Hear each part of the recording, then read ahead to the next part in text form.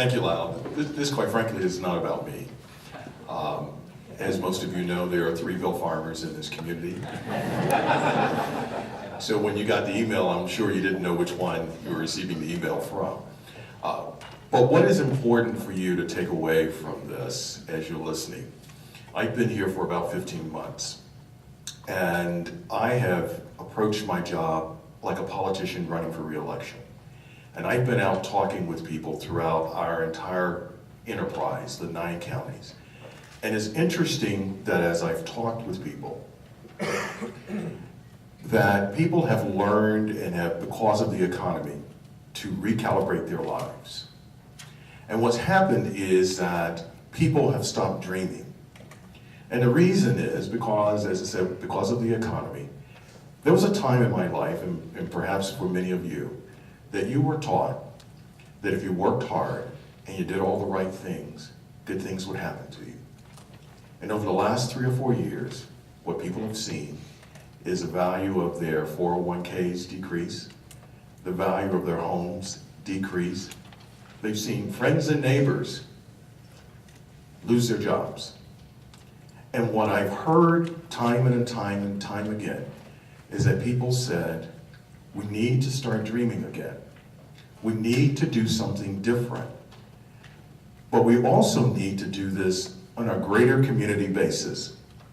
I think that one of the things that we've learned from this process is that when we look at issues in a very finite way, on a county by county basis, sometimes the answer or the solutions are not as apparent. One of the things I learned very quickly when I moved here is that counties are really important.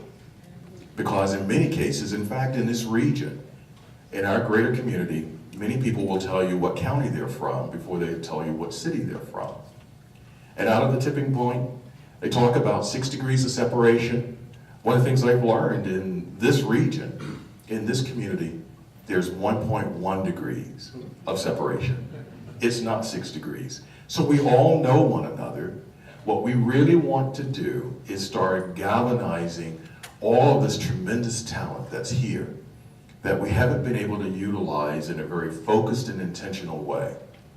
I'm going to come back and talk a bit about Philadelphia, but I think that Karen will be able to show you that in some of America's great cities, how you're able to take those individuals who are influencers. Because again, if I'm a politician running for re-election, what I tend to do is I call people and say, well, can you tell me how you feel about this issue before I make a final decision?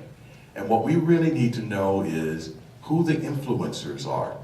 We've tried doing a lot of things from the grass tops with those who are in key executive positions. What we need to start looking for are those people who are the grassroots. And so that's what we're here to talk about today. That's what I've learned in the 15 months. And fortunately, as I met Karen, we ended up having that 1.1 degrees of separation because I actually managed an operation in Philadelphia.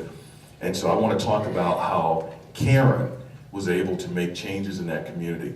So, thank you, I appreciate it.